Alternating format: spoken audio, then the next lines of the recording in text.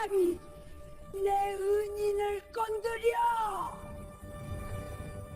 대형그룹 본사 대강당 수백 명의 재계 인사들이 지켜보는 가운데 부사장이 무대 위에서 무릎을 꿇었습니다. 코와 눈물이 범벅이 된 채 바닥에 엎드려 용서를 구했어요.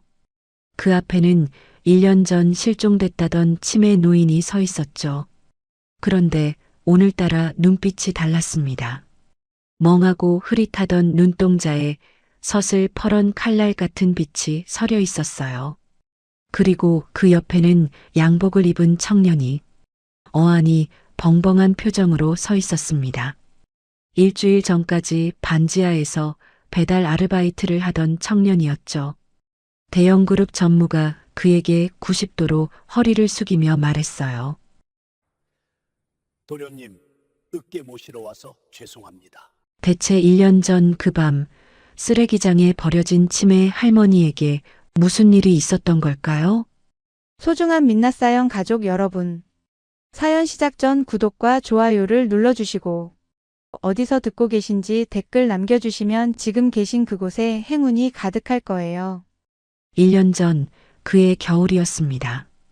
기상청에서는 연일 한파 특보를 발령했고 뉴스에서는 동파된 수도관과 동사자 소식이 끊이지 않았어요. 기록적인 추위가 서울을 덮친 밤이었죠. 밤 11시를 조금 넘긴 시각이었습니다. 민주는 낡은 오토바이를 타고 어둠 속을 달리고 있었어요. 배달 대행 아르바이트 중이었죠. 오토바이는 10년도 더 된 중고였습니다. 시동을 걸 때마다 드르륵 소리를 내며 간신히 깨어났고 핸들은 왼쪽으로 살짝 쏠려 있었어요. 하지만 민준에게는 이것마저도 소중한 밥줄이었습니다. 장갑을 꼈는데도 손가락 끝이 고바들었습니다. 헬멧 틈새로 스며드는 칼바람에 얼굴이 얼얼했어요. 입김이 헬멧 안쪽에 서리처럼 달라붙었고 시야가 뿌옇게 흐려졌습니다. 민주는 한 손으로 헬멧을 닦아가며 페달을 밟았죠. 오늘 배달은 유난히 많았습니다. 이런 날씨에 밖에 나가고 싶은 사람이 어디 있겠어요. 다들 따뜻한 방 안에서 음식을 시켜 먹으니까요. 민준에게는 감사한 일이었습니다. 배달 한 건당 3,000원. 오늘 하루 벌써 15건을 띄웠으니 45,000원을 번 셈이었어요. 하지만 기름값을 빼면 3만 원 남짓. 거기서 휴대폰 요금 내고 밀린 공과금 조금 갚으면 남는 게 없었습니다.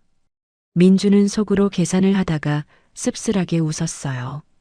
계산해봤자 마음만 더 무거워질 뿐이었죠. 마지막 배달을 마치고 돌아가는 길이었습니다. 빌라촌 골목은 가로등마저 듬성듬성했어요. 군데군데 불이 나간 가로등 아래로 어둠이 짙게 깔려 있었죠. 민주는 익숙한 길을 달리고 있었습니다. 그때였어요. 쓰레기 집화장 옆에서 뭔가가 눈에 들어왔습니다. 검은 물체 하나가 웅크리고 있었어요. 처음에는 누가 버린 헌 이불 뭉치인 줄 알았습니다. 요즘 이사철이라 골목마다 버려진 가구와 이불이 널려 있었거든요. 민주는 그냥 지나치려다 멈췄습니다. 뭔가 이상했어요. 검은 물체가 미세하게 떨리고 있었거든요. 바람에 흔들리는 게 아니었습니다. 마치 숨을 쉬는 것처럼 규칙적으로 움직이고 있었어요. 오토바이에서 내린 민주는 조심스럽게 다가갔습니다. 한 발 한 발 가까이 갈수록 심장이 빠르게 뛰기 시작했어요. 제발 내 생각이 틀렸으면 좋겠다고 빌었습니다. 하지만 틀리지 않았습니다. 사람이었어요. 얇디얇은 환자복 위에 낡은 카디건 한 장만 걸친 노인이었습니다. 할머니였어요. 쓰레기 봉투들 사이에 몸을 웅크린 채 떨고 있었죠. 머리카락은 산발이 되어 얼굴을 덮고 있었고 맨발이었습니다. 맨발로 이 추위에 밖에 나와 있었던 거예요. 민주는 급히 무릎을 꿇었습니다. 차가운 땅바닥이 무릎을 파고들었지만 그런 건 느껴지지도 않았어요. 할머니의 손을 잡았습니다. 손이 얼음장 같았어요. 아니, 얼음장보다 더 차가웠습니다. 피가 통하는 사람의 손이 이렇게까지 차가울 수 있나 싶었죠. 할머니의 입술은 파랗게 질려 있었습니다. 눈썹과 속눈썹에는 하얀 서리가 맺혀 있었어요. 숨은 쉬고 있었지만 너무나 약했습니다. 가슴이 희미하게 오르락 내리락 할 뿐이었죠. 할머니 괜찮으세요? 민준이 어깨를 흔들자 할머니의 눈꺼풀이 천천히 열렸습니다. 동공의 초점이 맞지 않았어요. 멍한 눈으로 허공을 바라보다가 민준의 얼굴을 겨우 찾아냈죠. 배고파. 밥 좀 줘. 갈라진 목소리였습니다. 기력이 다한 사람이 마지막으로 짜내는 것 같은 소리였어요. 민준의 가슴이 쿵 내려앉았습니다. 그 순간 민준의 머릿속에 어떤 얼굴이 스쳐 지나갔습니다. 3년 전에 돌아가신 어머니의 마지막 모습이었어요. 병원비가 없어서 제대로 된 치료 한 번 못 받고 좁은 방에서 아들 손을 잡은 채 눈을 감으셨죠. 그때도 어머니는 이렇게 말씀하셨습니다. 밥은 먹었니? 배고프지 않니? 민준의 눈시울이 뜨거워졌습니다. 목구멍에 뭔가 걸린 것처럼 숨이 막혔어요. 그는 입고 있던 패딩을 벗었습니다. 3년 전에 중고로 산 패딩이었어요. 안감이 해지고 지퍼가 고장나서 단추로 대신 여미는 옷이었죠. 하지만 지금 민준에게 있는 가장 따뜻한 것이었습니다. 할머니에게 패딩을 덮어주었습니다. 그러고는 편의점으로 달려갔어요. 2블록을 미친 듯이 뛰어서 편의점에 도착했죠. 숨이 턱까지 차올랐습니다. 따뜻한 두유 2개와 핫팩 3개를 집어 계산대로 갔어요. 지갑을 열었습니다. 구겨진 1,000원짜리 몇 장과 동전들이 있었어요. 5,800원. 민주는 잠시 망설였습니다. 이 돈이면 내일 아침까지 버틸 수 있는 전부였거든요. 하지만 망설임은 잠깐이었습니다. 계산을 마치고 다시 골목으로 뛰어갔죠. 할머니는 아직 그 자리에 있었습니다. 패딩을 덮은 채 작게 웅크리고 있었어요. 민주는 두유 뚜껑을 열어 할머니 입에 갖다 대었습니다. 조금만 드세요. 따뜻해요. 할머니가 꿀꺽꿀꺽 두유를 마셨습니다.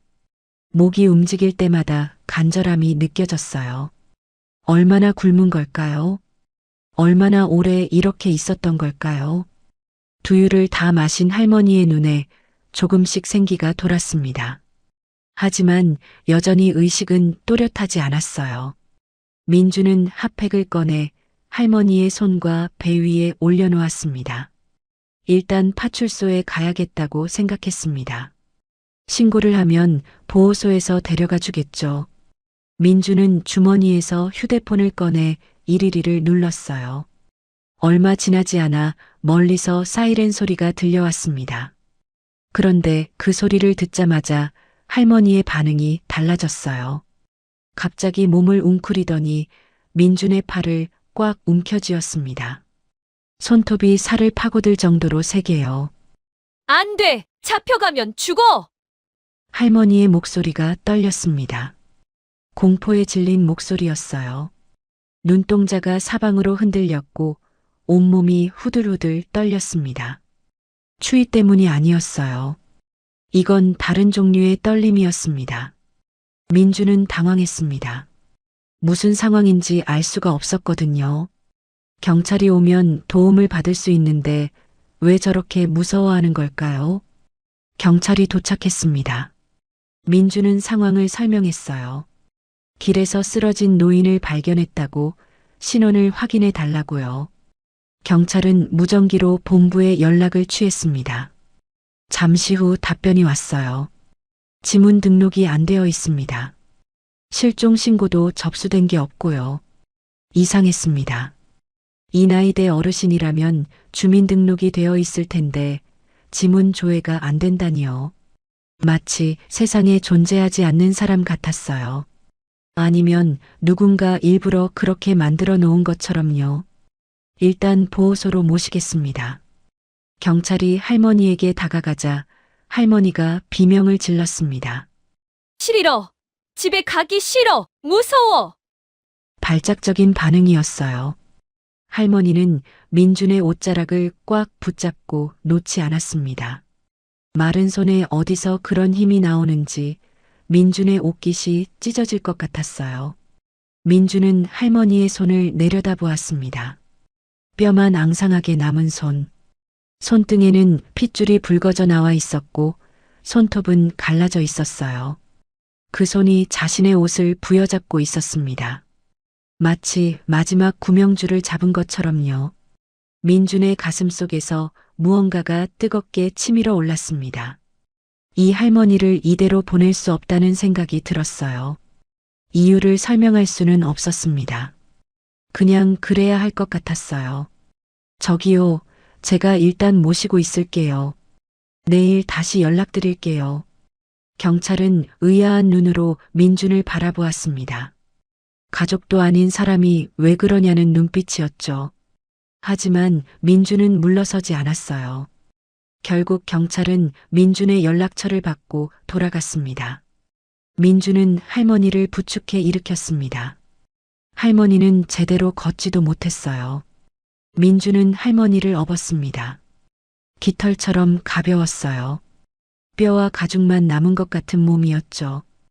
영하 15도의 바람이 민준의 얇은 티셔츠를 뚫고 들어왔습니다. 패딩은 할머니에게 입혀 놓았으니까요. 이가 딱딱 부딪혔지만 민준은 걸음을 멈추지 않았습니다. 골목을 지나고 계단을 내려가 반지하 방에 도착했어요. 현관문을 열자 축축한 공기가 코를 찔렀습니다. 곰팡이 냄새와 습기가 뒤섞인 냄새였죠. 하지만 지금은 그것조차 고마웠어요. 최소한 바람은 막아주니까요. 민준은 할머니를 방 안에 눕혔습니다. 전기장판 온도를 최고로 올렸어요. 보일러는 가스비 때문에 켜지 못했지만 전기장판만으로도 다행히 방이 조금씩 따뜻해졌습니다. 할머니는 이불을 덮자마자 스르르 눈을 감았어요. 잠이 든 것 같았습니다. 하지만 완전히 잠든 것은 아니었어요. 잠결에 중얼중얼 알 수 없는 말을 내뱉었거든요. 성훈이. 나쁜 놈. 민주는 귀를 기울였습니다. 성훈이라고요. 그게 누구죠? 할머니를 이 지경으로 만든 사람일까요? 민주는 좁은 부엌으로 갔습니다. 냉장고를 열었어요. 시든 파 몇 줄기와 마른 미역, 된장 한 숟갈이 전부였죠. 민주는 그것들로 미역국을 끓이기 시작했습니다. 할머니는 대체 어디서 온 걸까요? 환자복을 입고 있었으니 병원에서 나온 것 같은데 왜 맨발로 이런 추위에 거리를 헤매고 있었던 걸까요? 경찰에 등록조차 안 된 사람이라니 무슨 사연이 있는 걸까요? 민주는 국자로 미역국을 저으며 생각에 잠겼습니다. 오늘 밤만 재우고 내일 방법을 찾아보자. 그렇게 마음먹었어요. 하지만 민주는 몰랐습니다. 이 밤이 자신의 운명을 완전히 바꿔놓을 시작점이라는 것을요. 그리고 잠든 할머니의 잠꼬대에 등장한 그 이름, 성훈이 누구인지도요. 창밖에서는 여전히 눈이 내리고 있었습니다. 펑펑 쏟아지는 눈이 세상을 하얗게 덮어가고 있었어요. 마치 무언가를 감추려는 것처럼요. 다음 날 아침이었습니다. 민주는 눈을 떴어요. 몸이 천근만근이었죠. 밤새 좁은 방바닥에서 웅크린 채 잤거든요. 전기장판은 할머니에게 양보하고 자신은 얇은 담요 하나만 덮었습니다. 눈을 비비며 일어나려는데 뭔가 이상했습니다. 부엌에서 소리가 났어요. 달그락달그락 무언가를 뒤지는 소리였죠. 민주는 벌떡 일어났습니다. 할머니가 냉장고 문을 활짝 열어젖힌 채 안을 뒤지고 있었어요. 그리고 손에는 생달걀이 들려 있었습니다. 할머니는 달걀 껍데기를 손으로 쪼개더니 그대로 입에 털어 넣으려 했죠. 할머니, 안 돼요. 그거 날달걀이에요. 민준이 달려가 할머니의 손을 잡았습니다. 하지만 할머니는 민준의 손을 뿌리쳤어요. 눈을 부라리며 소리를 질렀죠. 이놈아, 수라상이 이게 뭐냐? 어디 감히 상궁도 아닌 놈이. 민준은 멈칫했습니다. 수라상이라고요? 상궁이라고요? 무슨 사극에서나 나올 법한 말이었어요. 할머니의 눈빛이 어젯밤과 달랐습니다. 초점이 맞지 않았고 뭔가 다른 세계에 있는 것 같았죠. 민주는 그제야 확실히 알았습니다. 치매였어요. 그것도 꽤 심한 증상이었죠. 할머니는 지금 여기가 어딘지도 자신이 누구인지도 모르는 상태였습니다. 민주는 부드럽게 할머니의 손을 잡았어요. 억지로 빼앗으면 더 흥분하실 것 같았거든요. 네, 알겠습니다. 제가 지금 바로 수라상 차려 올리겠습니다. 할머니의 눈빛이 조금 누그러졌습니다. 민주는 재빨리 냉장고에서 달걀을 꺼내 프라이팬에 올렸어요. 기름은 없었습니다. 바닥에 물을 살짝 두르고 달걀을 붙였죠. 눌어붙었지만 어쩔 수 없었습니다. 밥은 어젯밤 지어둔 게 조금 남아 있었어요. 민주는 밥과 달걀 프라이 그리고 된장국 한 그릇을 상에 차렸습니다. 반찬이라고는 단무지 몇 조각이 전부였죠. 할머니는 상을 보더니 코웃음을 쳤어요. 이게 밥상이냐? 거지들 밥상도 이것보단 낫겠다. 가슴이 뜨끔했습니다. 사실이었으니까요. 하지만 민주는 웃어넘겼습니다. 어차피 치매 증상 때문에 하시는 말씀이니까요. 진심이 아니니까요. 그런데 이상한 일이 벌어졌습니다. 밥을 드시던 할머니가 갑자기 멈췄어요. 그러더니 숟가락으로 김치를 집어 민준의 밥그릇에 올려주는 거예요. 아이고, 내 새끼, 밥은 먹었어? 5분 전과 완전히 다른 사람이었습니다. 목소리도 부드러워졌고 눈빛도 따스해졌어요. 마치 스위치가 켜졌다 꺼졌다 하는 것처럼 할머니의 상태는 수시로 바뀌었습니다. 민주는 가슴 한구석이 먹먹해졌어요. 치매라는 병이 얼마나 잔인한지 새삼 느꼈습니다. 사람을 사람이 아니게 만드는 병이었죠. 하지만 그 와중에도 할머니는 누군가를 챙기려 했습니다. 기억은 사라져도 사랑하는 마음은 남아있는 것 같았어요. 오전에 민주는 할머니를 모시고 근처 보건소에 갔습니다. 의료보험 조회를 해보려고요. 하지만 결과는 이상했어요. 조회가 안 됩니다. 등록된 정보가 없네요. 보건소 직원도 고개를 갸웃거렸습니다. 민주는 이해할 수 없었어요. 어떻게 70평생을 살아온 사람이 아무 기록도 없을 수 있죠. 누군가 일부러 지운 것처럼 깨끗했습니다. 결국 제대로 된 진료는 받지 못하고 돌아왔어요. 민주는 답답했습니다. 할머니를 어떻게 해야 할지 막막했거든요. 보호소에 맡기자니 할머니가 그렇게 무서워하셨고 그렇다고 계속 모시고 있자니 형편이 안 됐습니다. 하지만 어쩌겠어요. 일단 임시로 모시고 있기로 했습니다. 방법을 찾을 때까지만요. 그렇게 기묘한 동거가 시작됐습니다. 민준의 하루는 바빠졌어요. 새벽 5시에 일어나 할머니 아침밥을 차려놓고 배달 아르바이트를 나갔습니다. 점심때 잠깐 들어와 할머니 상태를 확인하고 다시 나갔죠. 저녁에는 장을 봐서 할머니 저녁을 차려드렸어요. 장을 본다고 해봤자 별거 없었습니다. 시장 좌판에서 파는 3,000원짜리 등뼈 한 봉지, 시든 채소 몇 줌이 전부였죠. 민주는 자신의 끼니는 편의점 폐기 도시락으로 때웠습니다. 유통기한 지나면 버리는 것들을 점장하는 형이 몰래 챙겨주거든요. 하지만 할머니에게는 따뜻한 음식을 해드렸어요. 등뼈로 곰탕을 끓이고 채소를 넣어 국밥을 만들었죠. 맛은 없었을 거예요. 민준이 요리를 잘하는 것도 아니었고 재료도 변변찮았으니까요. 그래도 할머니는 맛있게 드셨습니다. 밥 한 톨 남기지 않고 그릇을 비웠어요. 어느 날은 할머니가 대소변 실수를 했습니다. 민준이 배달 나간 사이에 화장실을 못 찾은 거예요. 민준이 돌아왔을 때 할머니는 방 한구석에 웅크린 채 울고 있었습니다. 미안해, 미안해. 내가 이러면 안 되는데. 민준은 아무 말 없이 할머니를 씻겨드렸어요. 욕실이 따로 없는 반지하라 대야에 물을 받아 수건으로 닦아드렸죠. 더러운 옷은 손빨래를 했습니다. 세탁기가 없었거든요. 그러면서 민준은 생각했어요. 어머니가 살아계셨다면 이렇게 해드렸을 텐데. 그때는 형편이 없어서 제대로 못 해드렸는데. 지금이라도 누군가에게 이렇게 할 수 있다는 게 다행이라고요. 동네 사람들은 민준을 이상하게 봤습니다. 슈퍼 앞에서 담배 피우던 아저씨가 말을 걸었어요. 야, 총각, 저 노인네 가족들한테도 버려진 것 같은데 그냥 구청에 넘겨. 못하러 고생해. 민준은 웃어넘겼습니다. 그냥요. 가족 없이 자란 저한테 처음 생긴 어르신이에요. 아저씨는 고개를 절레절레 흔들었어요.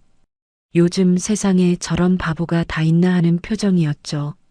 하지만 민준은 신경 쓰지 않았습니다. 어느 날 밤이었어요.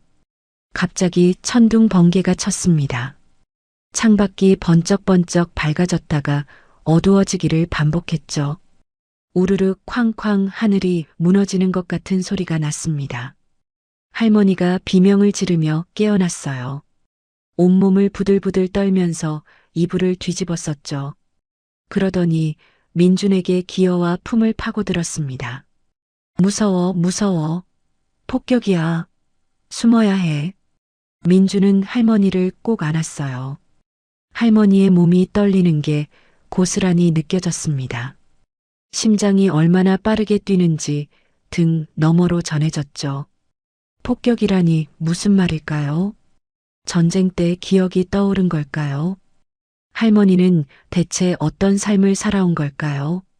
민주는 궁금했지만 묻지 않았습니다. 지금은 그게 중요한 게 아니었으니까요. 민주는 할머니의 등을 토닥이며 자장가를 불렀어요. 어릴 때 고아원에서 배운 노래였죠. 자장자장 우리 아기 잘도 잔다 꿀잠 자라 우리 아기. 할머니의 떨림이 조금씩 잦아들었습니다. 숨소리가 고르게 바뀌었어요. 그리고 잠결에 중얼거렸죠. 우리 아들 냄새난다. 민준의 눈시울이 뜨거워졌습니다. 할머니에게도 아들이 있었던 걸까요? 그 아들은 지금 어디 있는 걸까요? 왜 할머니를 이 지경으로 내버려 둔 걸까요? 궁금한 건 많았지만 알 수 있는 건 없었습니다. 할머니의 기억은 조각조각 흩어져 있었고 말씀하시는 것들은 앞뒤가 맞지 않았거든요. 그래도 하나는 확실했어요. 이 할머니에게는 무언가 사연이 있다는 것. 평범한 치매 노인이 아니라는 것. 가끔씩 튀어나오는 수라상이니 상궁이니 하는 말들, 경찰을 무서워하는 반응, 신원조회가 안 되는 이상한 상황. 민주는 직감적으로 느꼈습니다. 이 할머니는 분명 보통 사람이 아니라고요. 하지만 그게 뭔지는 알 수 없었죠. 시간이 흐르면서 두 사람 사이에는 묘한 정이 쌓여갔습니다. 민주는 할머니를 명자 씨라고 불렀어요. 할머니 성함이 명자라고 하셨거든요. 그것도 맞는 말인지는 모르겠지만요. 할머니는 민준을 왕자님이라고 불렀습니다. 처음에는 그냥 치매 증상이려니 했는데 이상하게도 그 호칭만큼은 바뀌지 않았어요. 정신이 흐릿할 때도 또렷할 때도 민준은 항상 왕자님이었죠. 가난한 반지하 방이었지만 웃음소리가 늘었습니다. 할머니가 엉뚱한 말을 하면 민준이 웃었고 민준이 요리를 태우면 할머니가 타박을 주었어요. 둘이 나란히 앉아 작은 TV로 드라마를 보기도 했죠. 고장나서 색이 이상하게 나오는 TV였지만 상관없었습니다. 어느 날 저녁 민준이 퇴근하고 돌아오자 할머니가 문 앞에서 기다리고 있었어요. 손에는 조그만 종이봉투가 들려 있었죠. 왕자님 선물. 봉투를 열어보니 사탕 2알이 들어 있었습니다. 슈퍼에서 파는 100원짜리 사탕이었어요. 할머니가 민준이 준 용돈으로 산 거였죠. 민준은 목이 메었습니다. 1,000원도 안 되는 용돈인데 그걸로 자신을 위해 사탕을 사신 거예요. 고맙습니다, 명자 씨. 할머니가 환하게 웃었습니다. 주름진 얼굴에 웃음꽃이 피었죠. 그 미소가 어찌나 따스하던지 민준의 마음속 얼어붙은 무언가가 사르르 녹아내리는 것 같았어요. 가족이 없던 민준에게 할머니는 처음으로 생긴 사람이었습니다. 지켜야 할 사람, 돌봐야 할 사람, 그리고 자신을 기다려주는 사람. 피 한 방울 안 섞였지만 가족 같았어요. 아니, 어쩌면 피보다 더 진한 무언가가 두 사람 사이에 흐르고 있었는지도 모릅니다. 하지만 민주는 몰랐어요. 이 평화로운 시간이 얼마 남지 않았다는 것을요. 그리고 저 멀리 서울 한복판의 높은 빌딩에서 누군가가 이 할머니를 찾고 있다는 것을요. 같은 시각 서울 한복판이었습니다. 여의도의 우뚝 솟은 대형 그룹 본사 빌딩은 밤에도 불이 꺼지지 않았어요.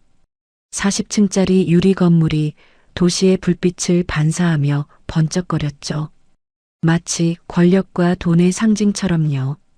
그 건물 꼭대기에 있는 회장실이었습니다.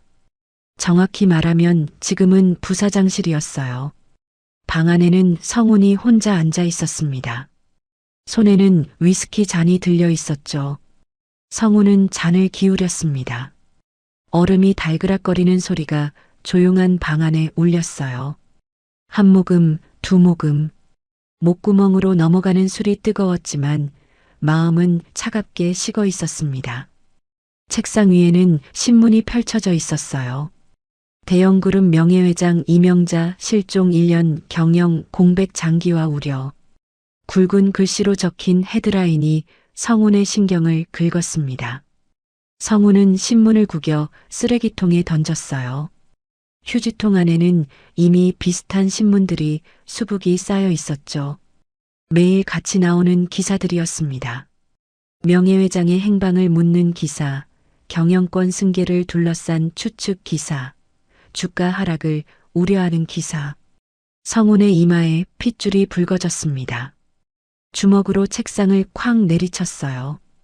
위스키 잔이 흔들려 술이 튀었지만 신경 쓰지 않았죠. 왜 안 나타나는 거야? 혼잣말이었습니다. 하지만 그 목소리에는 분노와 초조함이 가득했어요.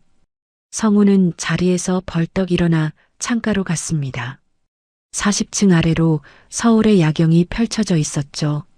수많은 불빛들이 반짝이고 있었습니다. 저 불빛들 중 하나 아래에 고모가 있는 걸까요? 1년 전 일이었습니다. 명자 회장에게 치매 초기 증상이 나타났어요. 처음에는 사소한 것들이었죠. 약속을 잊어버린다거나 같은 말을 반복한다거나. 하지만 증상은 빠르게 악화됐습니다. 성우는 그것을 기회로 봤어요. 고모에게는 자식이 없었습니다. 남편은 30년 전에 먼저 세상을 떠났고 형제도 없었죠. 유일한 혈육이라고는 조카인 성훈뿐이었습니다. 성훈은 고모를 요양원에 보내려 했어요. 치매가 심해졌으니 전문 시설에서 케어를 받아야 한다고 이사진을 설득했죠. 물론 진심은 아니었습니다. 고모를 요양원에 격리해 놓고 경영권을 차지하려는 계획이었어요. 하지만 명자 회장은 호락호락하지 않았습니다. 치매 증상이 있어도 정신이 또렷할 때가 있었거든요. 그때 고모는 성훈의 속셈을 꿰뚫어 봤어요. 내 눈에 흙이 들어가기 전엔 절대 이 자리 못 앉는다. 고모의 그 말이 아직도 귀에 맴돌았습니다. 서슬퍼런 눈빛과 함께요. 그날 이후 고모는 성훈을 철저히 경계했어요.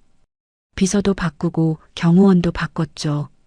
성훈이 접근할 수 없게 막았습니다. 그래서 성훈은 다른 방법을 썼어요. 고모의 신변을 보호하는 척하면서 실제로는 고립시켰죠. 외부와의 연락을 차단하고 측근들을 하나씩 내보냈습니다. 그리고 어느 날 밤 고모가 홀로 병원에 있을 때 경호를 슬쩍 빼버렸어요. 치매 환자가 혼자 병원을 나가면 어떻게 될까요? 길을 잃겠죠. 그리고 이 추운 겨울에 밖을 헤매다 보면 어떻게 될까요? 성우는 그렇게 생각했습니다. 자신이 직접 손을 쓰지 않아도 문제가 해결될 거라고요. 하지만 예상과 달리 고모는 시체로 발견되지 않았어요. 어디론가 사라져버린 겁니다. 처음에는 며칠 안에 발견될 거라고 생각했습니다. 늦어도 한두 달이면 소식이 올 거라고요.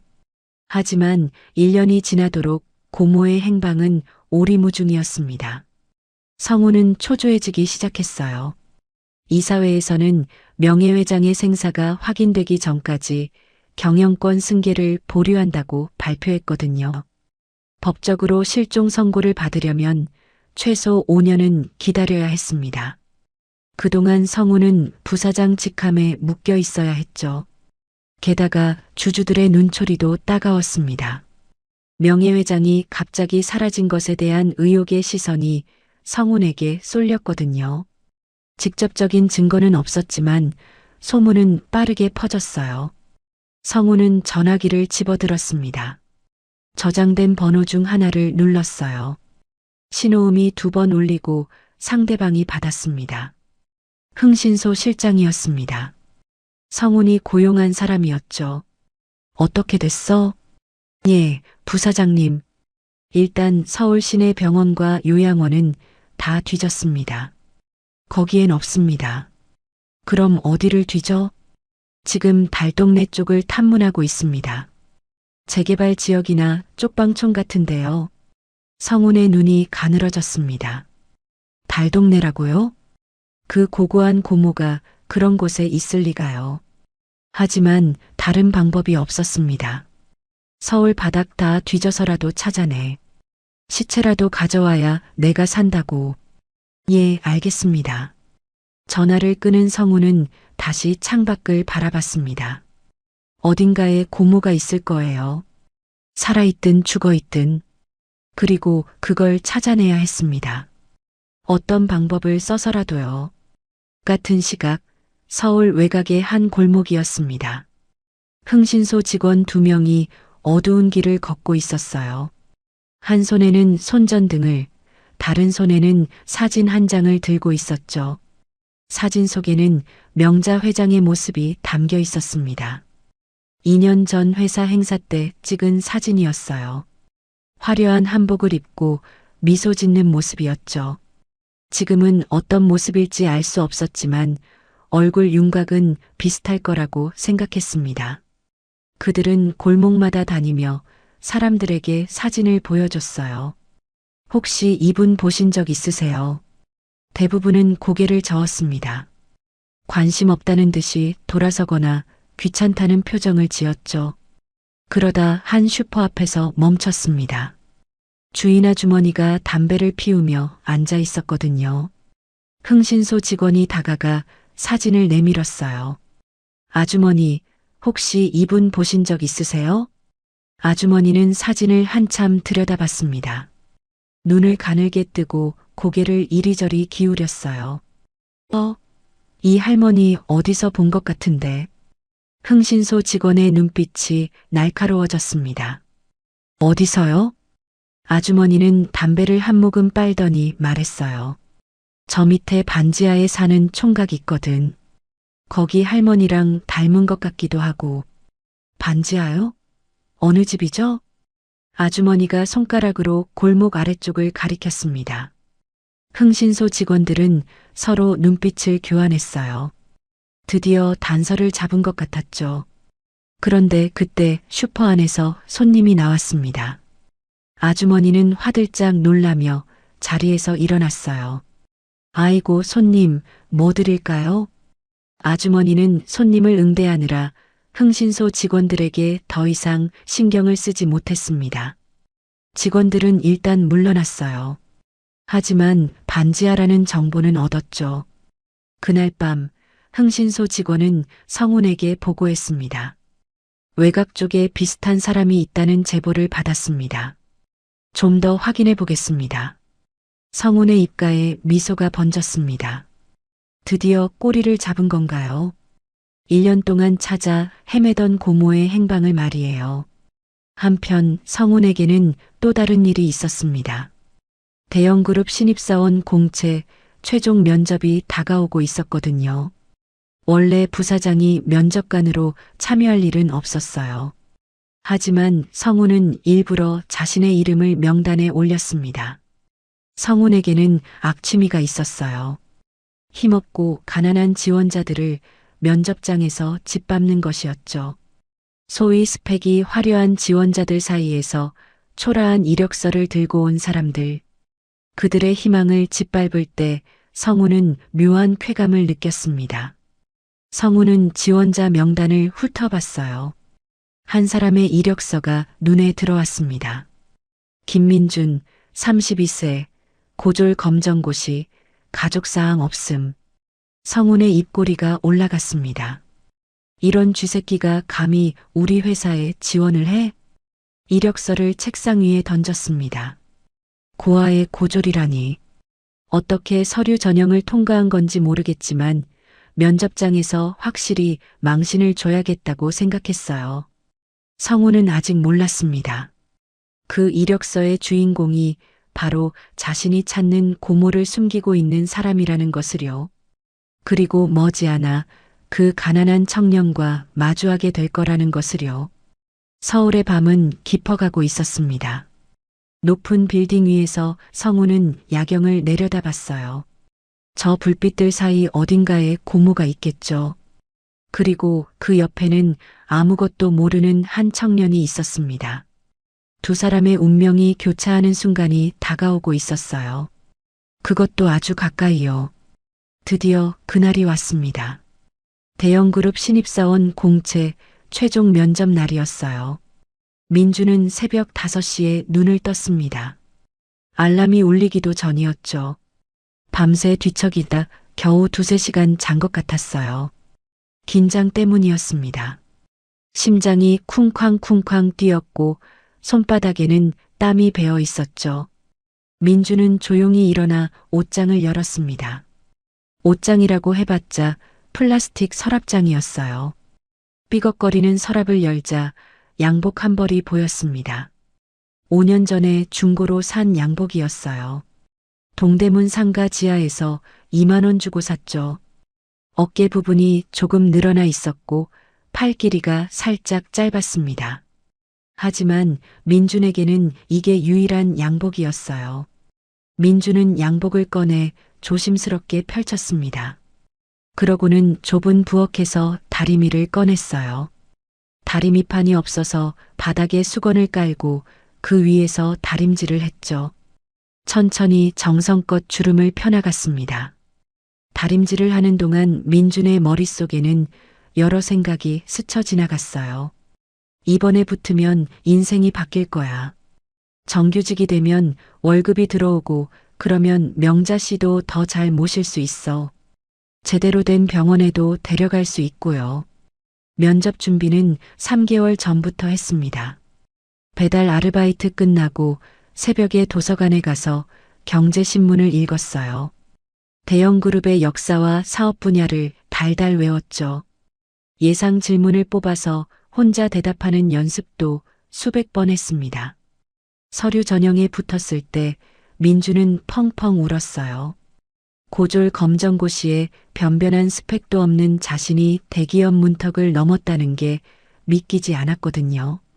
1차 면접도 통과했습니다. 그때는 너무 기뻐서 명자 할머니를 번쩍 들어안고 뱅글뱅글 돌았죠. 그리고 오늘이 최종 면접이었습니다. 이것만 통과하면 진짜로 대형그룹 직원이 되는 거예요. 민준에게는 인생 최대의 기회였습니다. 다림질을 마친 민준은 양복을 옷걸이에 걸었어요. 그러고는 할머니가 자고 있는 방으로 갔습니다. 할머니는 아직 깊이 잠들어 있었어요. 새근새근 숨소리가 들렸죠. 민주는 할머니의 이불을 살짝 여미며 속삭였습니다. 명자 씨, 나 오늘 면접 보고 올게요. 합격하면 고기 먹자. 할머니의 입가에 작은 미소가 번졌습니다. 잠결에도 들은 건지 아니면 좋은 꿈을 꾸고 있는 건지 알 수 없었어요. 민주는 욕실로 들어갔습니다. 욕실이라고 해봤자 변기와 세면대가 전부인 좁은 공간이었죠. 샤워기에서 나오는 물은 미지근했어요. 온수가 제대로 안 나왔거든요. 하지만 민주는 꾹 참고 몸을 씻었습니다. 샤워를 마치고 나와 양복을 입었습니다. 거울 앞에 섰어요. 낡긴 했지만 깔끔하게 다려서 그런지 제법 괜찮아 보였습니다. 넥타이는 인터넷으로 매는 법을 보고 연습했어요. 손이 떨려서 3번 만에 겨우 매듭을 지었죠. 아침 8시였습니다. 면접은 10시였어요. 여의도까지 지하철로 1시간 반 정도 걸리니까 충분한 시간이었습니다. 일찍 도착해서 주변을 둘러보고 마음을 가다듬을 생각이었죠. 민주는 현관으로 향했습니다. 낡은 구두를 신으려고 허리를 숙였어요. 그때였습니다. 뒤에서 아무 소리도 나지 않았어요. 이상했습니다. 보통 이 시간이면 할머니가 일어나서 부스럭거리는 소리가 나거든요. 민주는 고개를 돌려 방을 봤습니다. 이불이 젖혀져 있었어요. 그리고 할머니가 없었습니다. 명자 씨? 민준의 심장이 철렁 내려앉았습니다. 급히 화장실 문을 열었어요. 없었습니다. 부엌도 봤습니다. 역시 없었어요. 현관문이 살짝 열려 있었습니다. 잠금 장치가 헐거워서 안에서 세게 밀면 열리는 문이었죠. 할머니가 나간 게 분명했어요. 민준의 머릿속이 새하얘졌습니다. 시계를 봤습니다. 8시 10분. 면접까지 2시간도 안 남았어요. 지금 바로 출발해야 여유 있게 도착할 수 있었습니다. 하지만 할머니가 없었어요. 이 추운 날씨에 어디로 간 걸까요? 치매가 있는 분이 혼자 돌아다니면 어떻게 되는지 민주는 너무 잘 알고 있었습니다. 민주는 1초도 망설이지 않았습니다. 구두를 신고 밖으로 뛰쳐나갔어요. 양복 차림 그대로요. 코트를 입을 생각도 못했습니다. 골목으로 나가자 칼바람이 얼굴을 때렸습니다. 아침 공기가 코끝을 찔렀어요. 하지만 그런 건 신경 쓸 겨를이 없었습니다. 명자 씨, 할머니. 민주는 미친 듯이 골목을 뛰었습니다. 왼쪽 오른쪽 할 것 없이 다 뒤졌어요. 쓰레기 집화장도 보고 놀이터도 갔죠. 눈이 쌓인 골목바닥에 발자국이 있었습니다. 작고 불규칙한 발자국이었어요. 민주는 그 발자국을 따라갔습니다. 심장이 터질 것 같았습니다. 숨이 가빠지고 다리가 후들거렸어요. 하지만 멈출 수 없었습니다. 얼마나 뛰었을까요? 옆 동네 놀이터가 보였습니다. 허름한 미끄럼틀과 녹슨 그네가 있는 곳이었죠. 그 미끄럼틀 아래에 뭔가가 웅크리고 있었어요. 할머니였습니다. 명자 할머니는 얇은 잠옷 차림 그대로였어요. 맨발이었습니다. 눈 위에 맨발로 앉아 있었던 거예요. 입술이 파랗게 질려 있었고 온몸이 덜덜 떨리고 있었습니다. 민주는 달려가 할머니를 안았습니다. 명자 씨, 왜 나오셨어요? 추우셨죠? 할머니가 민준의 얼굴을 멍하니 올려다봤어요. 초점이 맞지 않는 눈이었습니다. 학교 가야 하는데 길을 잃었어. 학교라니요. 민준의 가슴이 찢어지는 것 같았습니다. 할머니는 지금 어린 시절로 돌아가 있었어요. 자신이 어디 있는지도 몰랐죠. 민주는 양복 재킷을 벗어 할머니에게 입혔습니다. 그러고는 할머니를 업었어요. 등에 닿는 할머니의 몸이 얼음장 같았습니다. 집으로 뛰어왔습니다. 전기장판에 할머니를 눕히고 이불을 덮었어요. 따뜻한 물을 떠다가 손발을 녹여드렸죠. 할머니의 떨림이 조금씩 가라앉았습니다. 시계를 봤습니다. 9시 20분이었어요. 면접 시작까지 40분 남았습니다. 민주는 정신이 아득해졌습니다. 양복 재킷은 눈과 흙으로 범벅이 되어 있었어요. 구두도 마찬가지였죠. 셔츠에도 흙물이 튀어 있었습니다. 갈아입을 다른 양복은 없었습니다. 하지만 안 갈 수는 없었어요. 3개월간 준비한 면접이었거든요. 인생을 바꿀 수 있는 유일한 기회였습니다. 민주는 젖은 수건으로 양복을 최대한 닦았어요. 하지만 얼룩은 지워지지 않았습니다. 구두도 걸레로 문질렀지만 소용없었죠. 할머니는 이불 속에서 잠이 들었습니다. 체온이 어느 정도 회복된 것 같았어요. 민주는 할머니 옆에 물과 과자를 놓아두었습니다.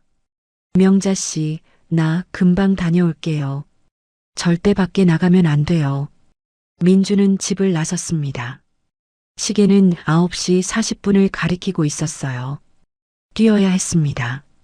지하철역까지 전력 질주했습니다. 양복 차림에 뛰는 게 얼마나 힘든지 그제야 알았어요. 숨이 턱까지 차올랐고 땀이 등을 타고 흘러내렸습니다. 지하철은 운 좋게 바로 왔어요.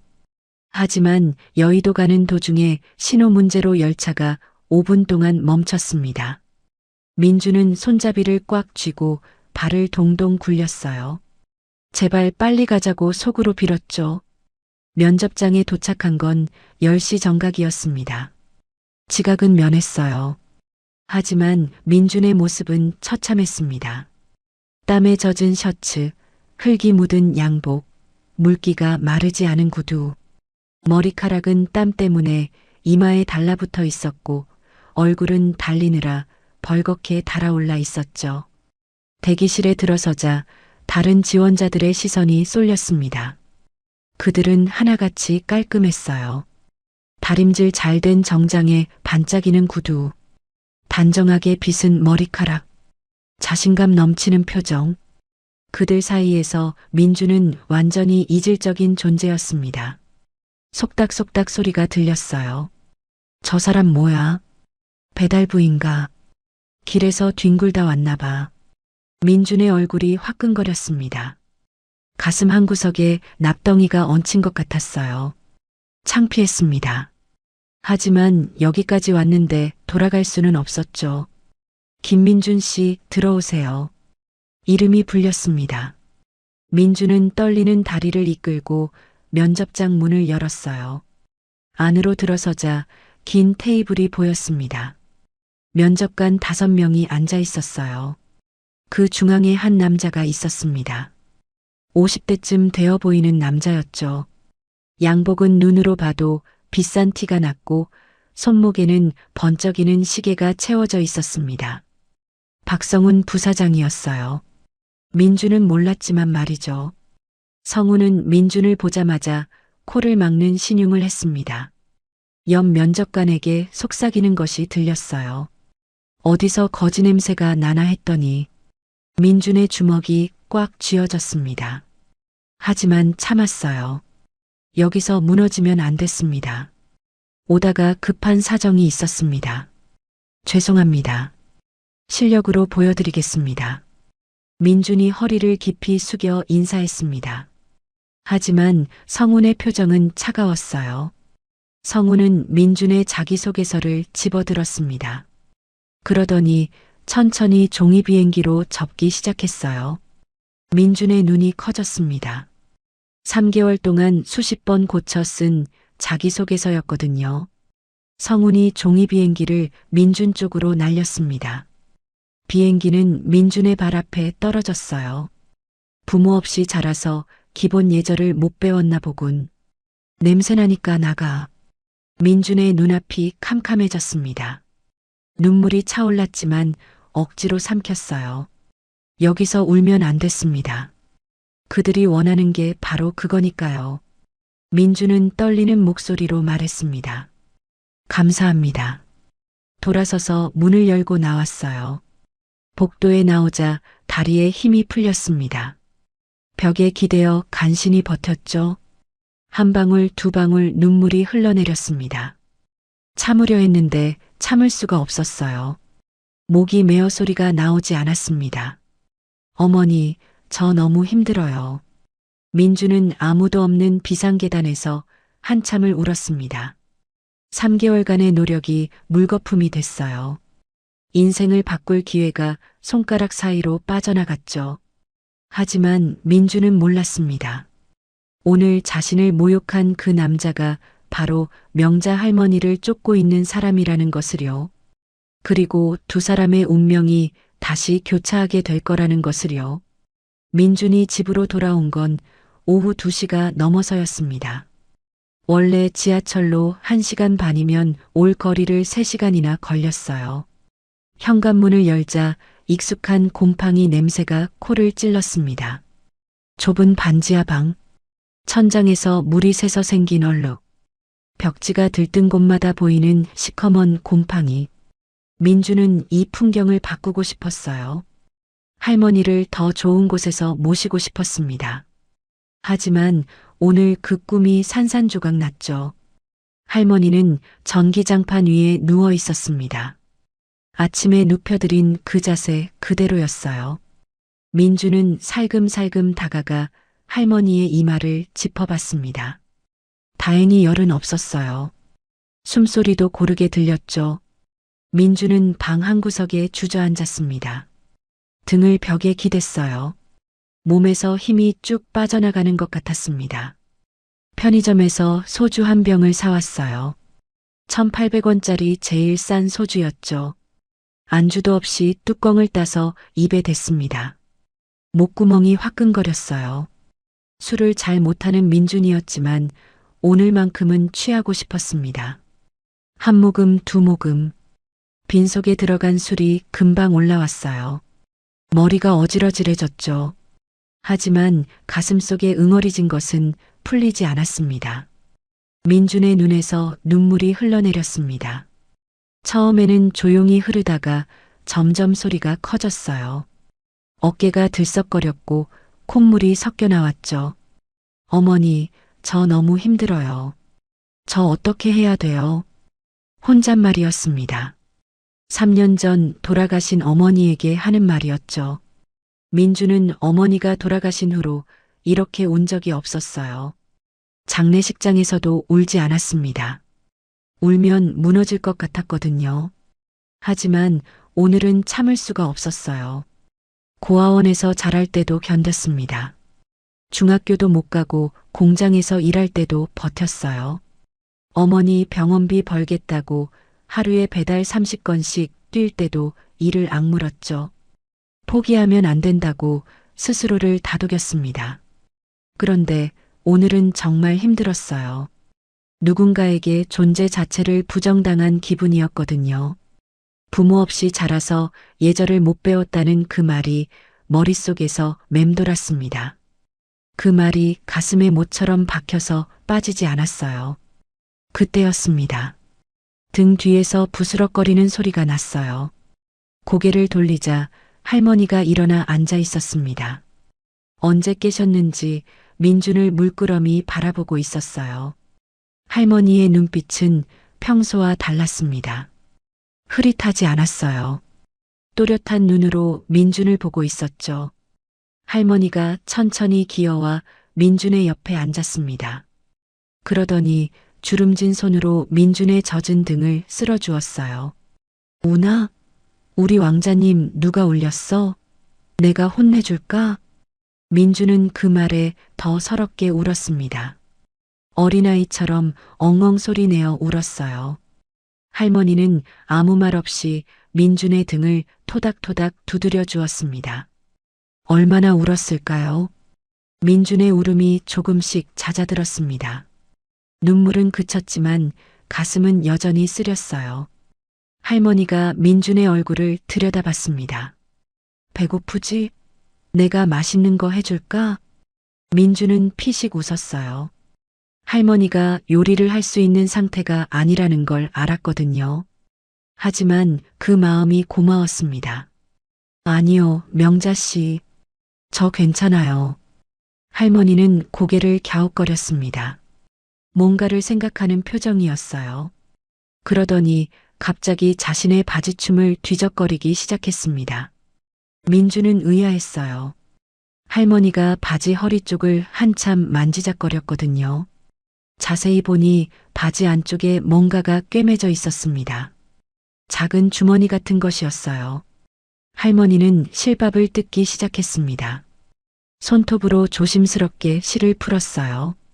민주는 그 모습을 멍하니 지켜봤습니다. 치매 증상 때문에 하시는 건지 아니면 다른 이유가 있는 건지 알 수 없었죠. 실밥이 풀리자 할머니가 그 안에서 뭔가를 꺼냈습니다. 민준의 눈이 커졌어요. 반지였습니다. 그것도 2개. 쌍가락지였죠. 초록색 빛이 방 안의 희미한 불빛에도 영롱하게 반짝였습니다. 옥이었어요. 민주는 옥을 실제로 본 적이 거의 없었지만 이게 범상치 않은 물건이라는 건 알 수 있었습니다. 할머니가 반지 중 하나를 집어 민준의 손을 잡았습니다. 그러더니 민준의 새끼손가락에 반지를 끼워 주었어요. 이거 우리 집 갑오야. 왕비마마가 끼던 거야. 민주는 어리둥절했습니다. 왕비마마라니요. 또 예전 말투가 나오는 걸 보니 치매 증상인 것 같았어요. 이거 팔면 쌀만가마니 살 수 있어. 우리 왕자님 고생 안 해도 돼. 할머니의 목소리는 진지했습니다. 민준의 눈을 똑바로 바라보며 말씀하셨어요. 민준은 쓴웃음을 지었습니다. 네네, 명자씨. 이거 팔아서 호강시켜 드릴게요. 민준은 그냥 할머니의 말에 맞장구를 쳐드린 거였어요. 치매 환자에게 아니라고 하면 더 힘들어 하시니까요. 그리고 솔직히 이 반지가 진짜 비싼 거라고는 생각하지 않았습니다. 아마 옛날에 어디서 주었거나 싼 값에 산 거겠죠. 하지만 반지를 받아든 민준의 손이 멈췄습니다. 반지 안쪽에 뭔가가 새겨져 있었거든요. 가까이 들여다봤어요. 아주 작은 문양이었습니다. 용과 봉황이 서로 마주보는 모양이었죠. 민주는 이상한 느낌이 들었습니다. 이런 문양을 어디선가 본 것 같았어요. 하지만 어디서 봤는지는 떠오르지 않았죠. 명자씨, 이거 어디서 나셨어요? 할머니는 대답하지 않았습니다. 다시 눈빛이 흐려지기 시작했거든요. 또 오락가락하는 거였어요. 배고파. 밥 줘. 민주는 한숨을 쉬었습니다. 방금 전까지 또렷하던 할머니가 순식간에 다른 사람이 되어버렸어요. 민주는 반지를 새끼손가락에 낀 채로 일어났습니다. 네, 밥 차려드릴게요. 부엌으로 가서 밥을 푸는데 거실에서 TV 소리가 들렸습니다. 할머니가 리모컨을 만지작거리다 TV를 켠 모양이었어요. 뉴스가 나오고 있었습니다. 저녁 뉴스 시간이었죠. 앵커의 목소리가 방 안에 울렸어요. 대형그룹 경영권 분쟁이 심화되고 있습니다. 이명자 명예회장의 실종이 장기화되면서 이사회와 박성훈 부사장 측의 갈등이 고조되고 있는데요. 민준의 귀가 번쩍 뜨였습니다. 대형그룹이라니요.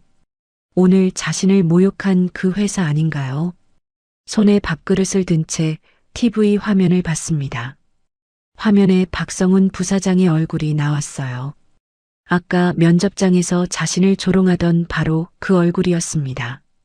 민준의 손에 힘이 들어갔어요. 밥그릇을 쥔 손가락이 하얗게 질렸죠. 그런데 그 순간이었습니다. 아! 거실에서 비명소리가 났어요. 민준이 급히 뛰어갔습니다. 할머니가 리모컨을 TV에 던지고 있었어요.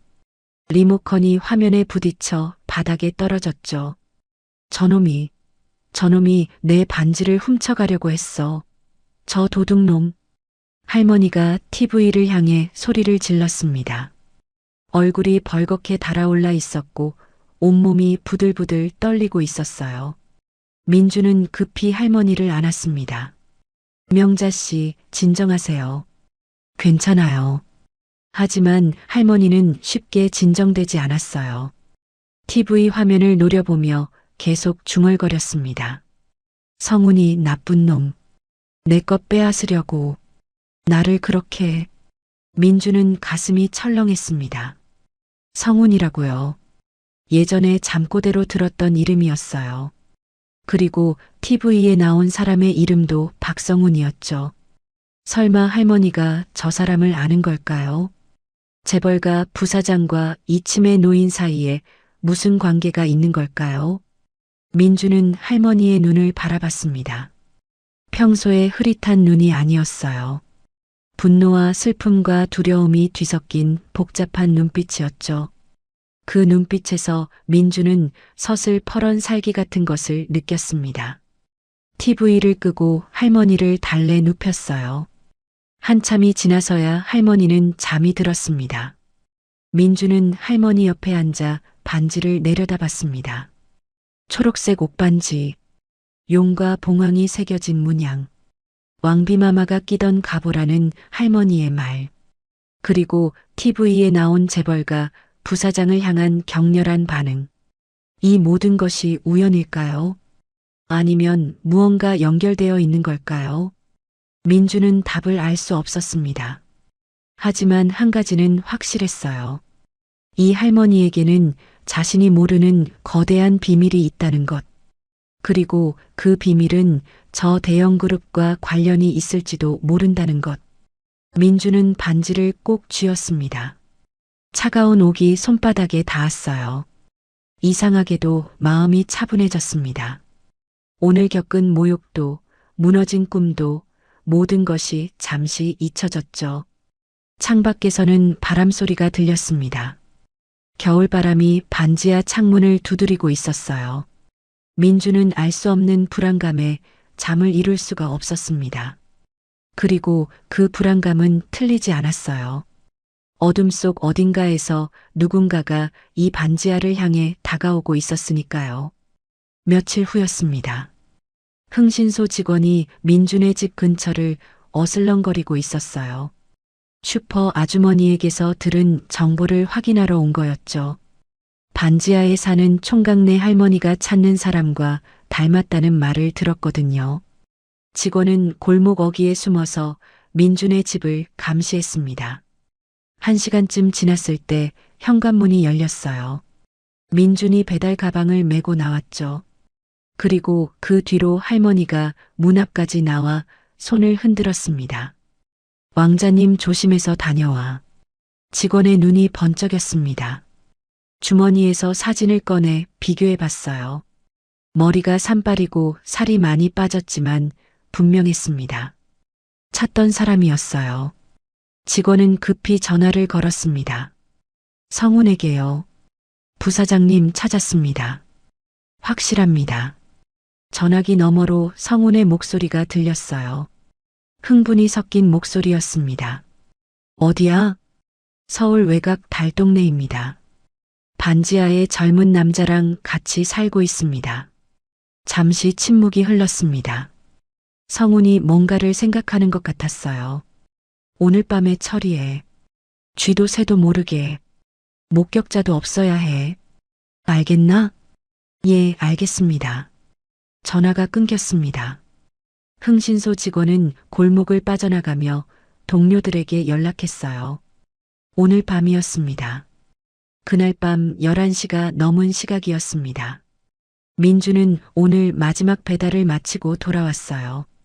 손이 꽁꽁 얼어 있었고 발가락은 감각이 없었습니다. 오늘도 20건 넘게 뛰었죠. 그래봤자 6만 원 남짓이지만요. 방문을 열자 따뜻한 공기가 얼굴을 감쌌습니다. 전기장판을 켜놓고 나갔거든요. 할머니는 이불을 뒤집어 쓰고 자고 있었어요. 새근새근 숨소리가 들렸습니다. 민주는 살금살금 옷을 벗고 할머니 옆에 누웠습니다. 천장을 보며 오늘 하루를 떠올렸어요. 힘들었지만 그래도 살만했습니다. 할머니가 옆에 있으니까요. 가족이 있다는 게 이런 느낌인가 싶었습니다. 눈이 스르르 감겼어요. 피곤이 밀려왔죠. 민주는 그렇게 잠이 들었습니다. 얼마나 잤을까요? 쾅! 굉음과 함께 민준의 눈이 번쩍 떠졌습니다. 현관문이 부서지는 소리였어요. 나무 조각이 방 안으로 튀어들어왔죠. 뭐야? 민준이 벌떡 일어났습니다. 심장이 미친 듯이 뛰었어요. 무슨 일인지 파악하기도 전에 검은 그림자들이 방 안으로 밀려 들어왔습니다. 5명이었어요.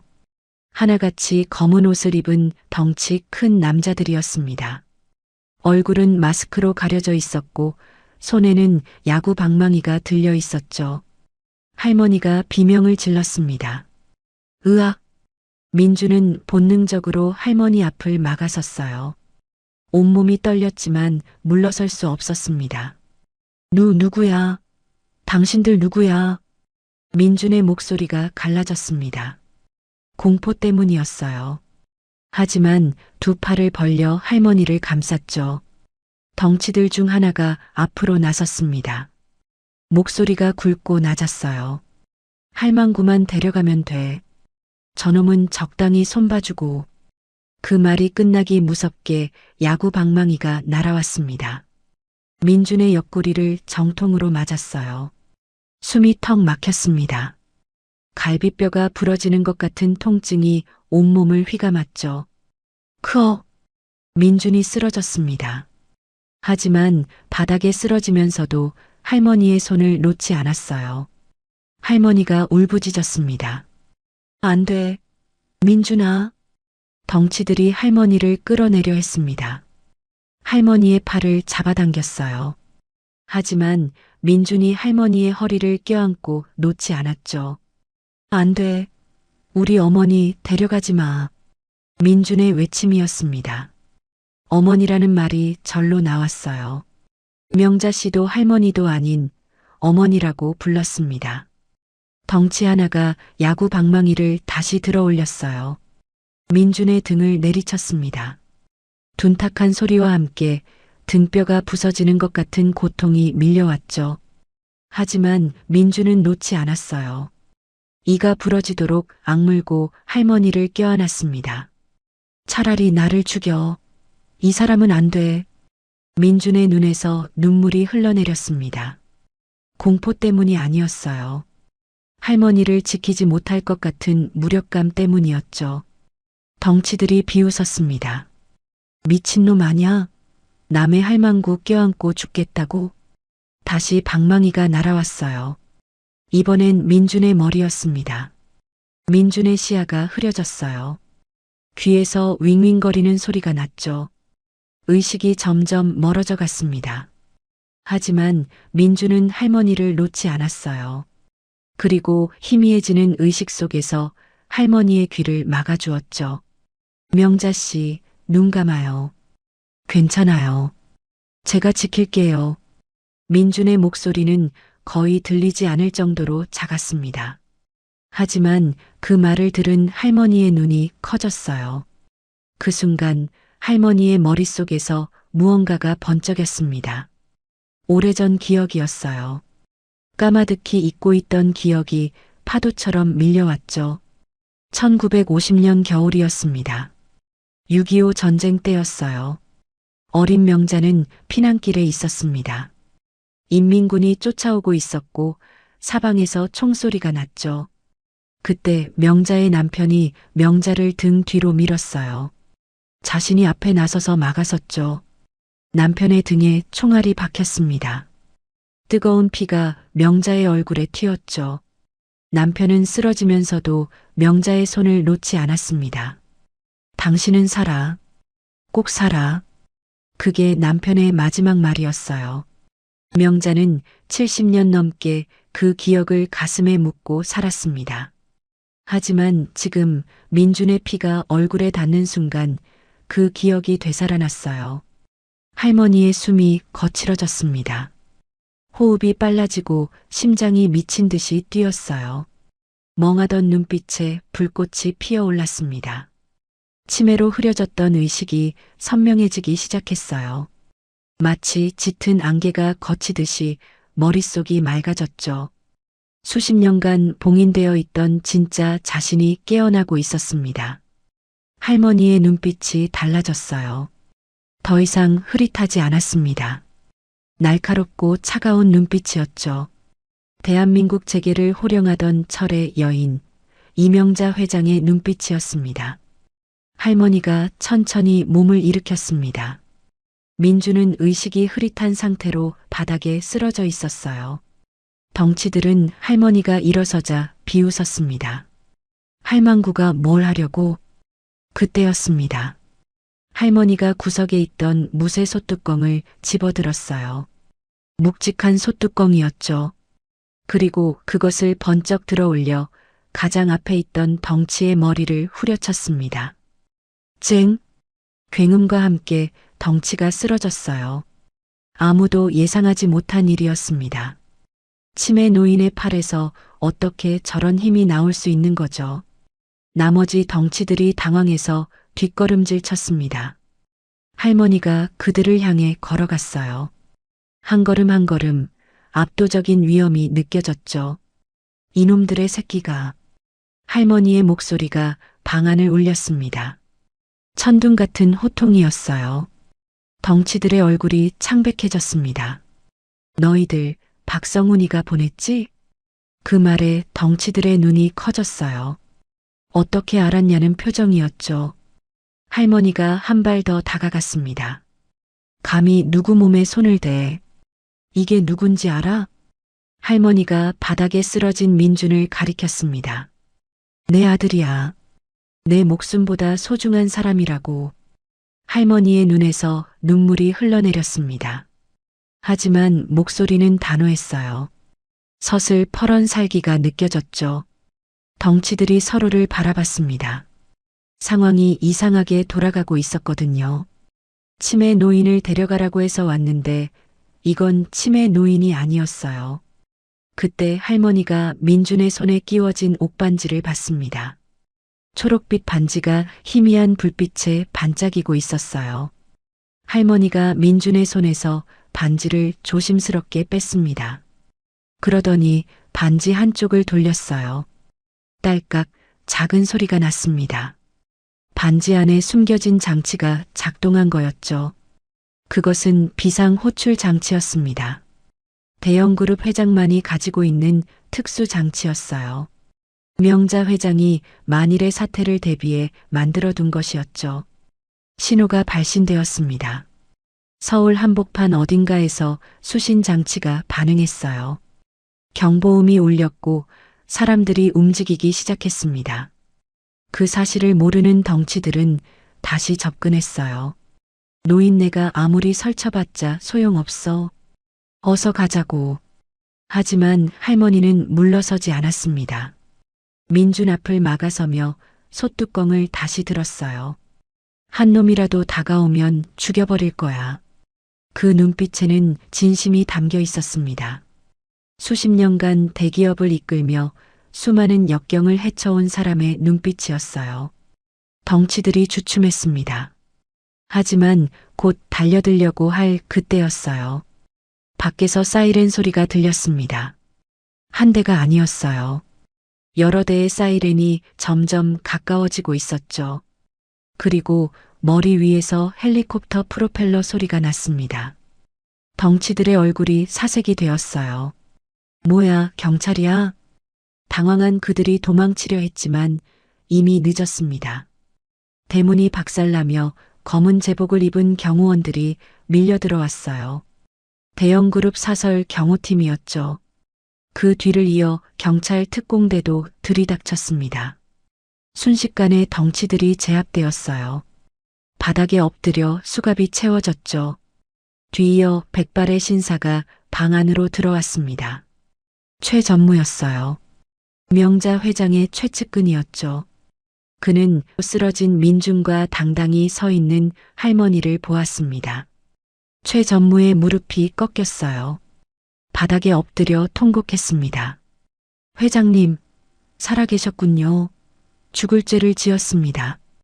할머니가 천천히 고개를 끄덕였습니다. 하지만 시선은 쓰러진 민준에게 고정되어 있었어요. 닥쳐. 내 아들부터 챙겨. 지금 당장 병원으로 가. 민준은 희미해지는 의식 속에서 그 소리를 들었습니다. 내 아들이라는 말, 어머니의 목소리, 그리고 어둠 속으로 빠져들었어요. 민준이 눈을 뜬 건 3일이 지난 후였습니다. 처음 눈을 떴을 때 민준은 자신이 어디 있는지 알 수 없었어요. 천장이 하얗고 깨끗했습니다. 반지하에 누렇게 변색된 천장이 아니었죠. 코끝에 소독약 냄새가 났고 어디선가 기계음이 규칙적으로 울렸어요. 몸을 움직이려 했지만 온몸이 천근만근이었습니다. 옆구리와 등에서 욱신거리는 통증이 느껴졌어요. 머리에는 붕대가 감겨 있었고 팔에는 수액줄이 연결되어 있었죠. 병원이었습니다. 민주는 기억을 더듬었어요. 검은 옷을 입은 남자들, 부서지는 현관문, 야구 방망이, 그리고 할머니의 비명소리. 명자씨, 민준이 벌떡 일어나려 했습니다. 하지만 몸이 말을 듣지 않았어요. 옆구리에서 찢어지는 듯한 통증이 왔고 민준은 다시 침대에 쓰러졌죠. 그때 문이 열렸습니다. 간호사가 황급히 달려왔어요. 환자분, 움직이시면 안 돼요. 갈비뼈가 2대나 부러졌어요. 간호사가 민준을 부축해 눕혔습니다. 민준은 간호사의 손을 붙잡았어요. 할머니는요? 같이 있던 할머니는 어떻게 됐어요? 간호사가 고개를 갸웃거렸습니다. 할머니요? 아, 회장님 말씀이시구나. 괜찮으세요? 옆 병실에 계세요. 회장님이라고요? 민주는 귀를 의심했습니다. 뭔가 잘못 들은 것 같았어요. 회장님이요? 무슨 회장님이요? 간호사가 대답하려는 순간 문이 다시 열렸습니다. 백발의 신사가 들어왔어요. 단정한 양복에 은퇴 안경을 낀 노인이었죠. 민주는 그를 본 기억이 없었습니다. 하지만 그 노인은 민준을 보자 허리를 깊이 숙였어요. 도련님, 정신이 드셨군요. 저는 대형그룹 최전무라고 합니다. 도련님이라고요? 민준의 머릿속이 복잡해졌습니다. 대형그룹이면 자신을 모욕했던 그 회사 아닌가요? 그런데 왜 이 사람이 자신에게 도련님이라고 부르는 거죠? 저기요, 무슨 말씀인지 모르겠는데요. 저는 그냥 김민준이에요. 도련님 같은 거 아니에요. 최 전무가 고개를 들었습니다. 눈가에 눈물이 맺혀 있었어요. 회장님께서 직접 설명하시겠다고 하셨습니다. 지금 뵐 수 있으시겠습니까? 민주는 고개를 끄덕였습니다. 뭔가 큰 오해가 있는 것 같았어요. 하지만 일단 할머니를 만나야 했습니다. 할머니가 무사한지 직접 확인하고 싶었죠. 최 전무가 휠체어를 가져왔습니다. 민주는 간호사의 도움을 받아 휠체어에 앉았어요. 몸을 움직일 때마다 온몸이 비명을 질렀지만 참았습니다. 복도로 나오자 민주는 눈이 휘둥그레졌어요. 복도 양쪽에 검은 양복을 입은 남자들이 도열해 있었거든요. 하나같이 경호원 같은 체격이었죠. 민준이 지나가자 그들이 일제히 허리를 숙였습니다. 이게 무슨 상황인 거죠? 민준의 심장이 빠르게 뛰었습니다. 불안과 혼란이 뒤섞인 감정이었어요. 마치 다른 세계에 와 있는 것 같았죠. 옆 병실 앞에 도착했습니다. 최 전무가 문을 열었어요. 민준은 휠체어를 밀고 안으로 들어갔습니다. 병실은 넓고 화려했습니다. 1인실이었는데 거의 호텔 스위트룸 수준이었어요. 창가에는 꽃바구니가 가득했고 고급 소파와 탁자가 놓여 있었죠. 그리고 침대 위에 할머니가 앉아 있었습니다. 하지만 민준이 알던 할머니가 아니었어요. 머리카락은 단정하게 빗겨져 있었고 깨끗한 환자복을 입고 있었습니다. 무엇보다 눈빛이 달랐어요. 멍하고 흐릿하던 눈빛이 아니었습니다. 또렷하고 날카로운 눈빛이었죠. 민준아. 할머니가 민준을 불렀습니다. 목소리도 달랐어요. 맑고 또렷한 목소리였죠. 민준은 멍하니 할머니를 바라봤습니다. 명자 씨, 괜찮으세요? 할머니가 웃었습니다. 따뜻하면서도 쓸쓸한 미소였어요. 이제 명자 씨라고 부르지 않아도 돼. 내 정신이 돌아왔으니까. 할머니가 손짓을 했습니다. 민준이 휠체어를 밀고 침대 가까이 다가갔어요. 할머니가 민준의 손을 잡았습니다. 따뜻한 손이었어요. 내가 누군지 알려줄게. 들을 준비됐니? 민준은 고개를 끄덕였습니다. 심장이 쿵쾅거렸어요. 무슨 이야기가 나올지 예상이 안 됐습니다. 할머니가 천천히 말을 시작했어요. 내 이름은 이명자야. 대형그룹 창업주의 아내였고 지금은 대형그룹 명예회장이지. 민준의 눈이 커졌습니다. 대형그룹 명예회장이라고요?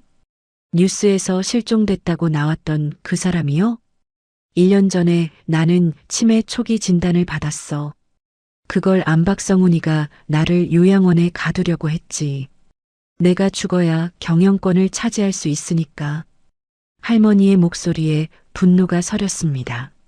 나는 도망쳤어. 병원에서 빠져나와 무작정 걸었지. 어디로 가는지도 몰랐어. 추웠고 배고팠고 무서웠어. 그렇게 쓰러진 곳에서 너를 만났어. 민주는 그날 밤을 떠올렸습니다. 쓰레기 집화장 옆에서 발견한 할머니, 얼어붙은 몸, 파란 입술, 그리고 배고프다고 중얼거리던 목소리. 너는 나를 알아보지도 못했어. 그냥 길에 쓰러진 불쌍한 노인네로만 봤지. 하지만 너는 나를 집으로 데려갔어. 따뜻한 두유를 먹여주고 내 패딩을 덮어줬지. 할머니의 눈에 눈물이 맺혔습니다. 내가 아무것도 없으면서 나한테 다 줬어. 월세도 밀린 반지하에서 나를 먹이고 재우고 씻겨줬지. 내가 대소변 실수를 해도 아무 말 없이 치워줬어. 민준의 가슴이 뭉클해졌습니다. 그건 당연히 해야 할 일이었어요. 특별한 게 아니었죠. 난 평생 돈과 권력 속에서 살았어. 사람들은 내 앞에서 고개를 숙였지. 하지만 그게 나를 위한 게 아니라 내 돈을 위한 거라는 걸 알았어. 할머니가 민준의 손을 꼭 쥐었습니다. 그런데 너는 달랐어.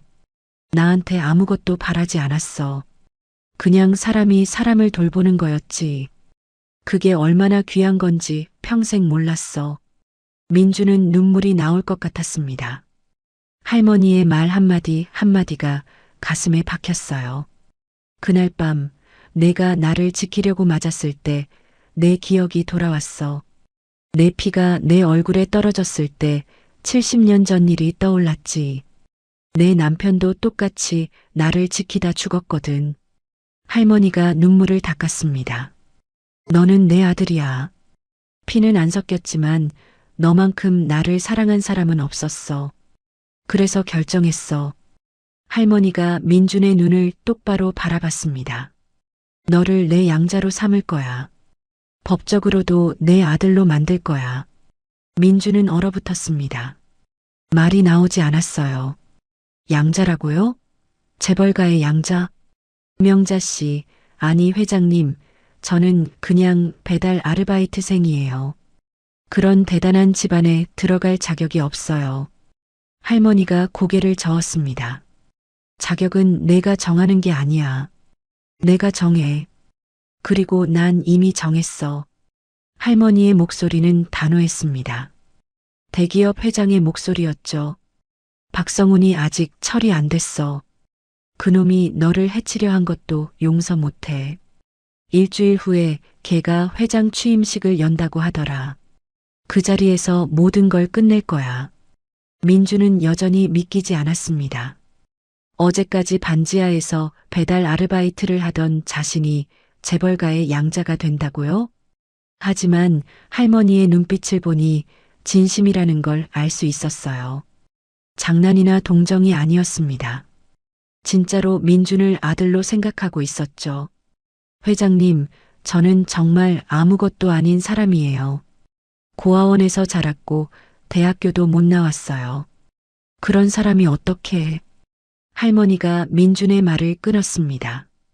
아무것도 아닌 사람이 목숨 걸고 남을 지키니? 아무것도 아닌 사람이 자기 패딩 벗어서 남한테 덮어주니? 할머니의 눈빛이 따뜻해졌어요. 너는 내가 본 사람 중에 가장 부자야. 마음이. 돈은 내가 줄 수 있어. 하지만 그 마음은 돈으로 못 사. 그래서 너야. 민준의 눈에서 눈물이 흘러내렸습니다. 평생 들어보지 못한 말이었어요. 누군가에게 인정받는다는 것, 필요한 존재라는 것, 그게 이렇게 벅찬 거였습니다. 할머니가 민준의 눈물을 닦아주었어요. 울지 마. 앞으로 울 일 없게 해줄 테니까. 민준은 할머니의 손을 꼭 잡았습니다. 따뜻한 손이었어요.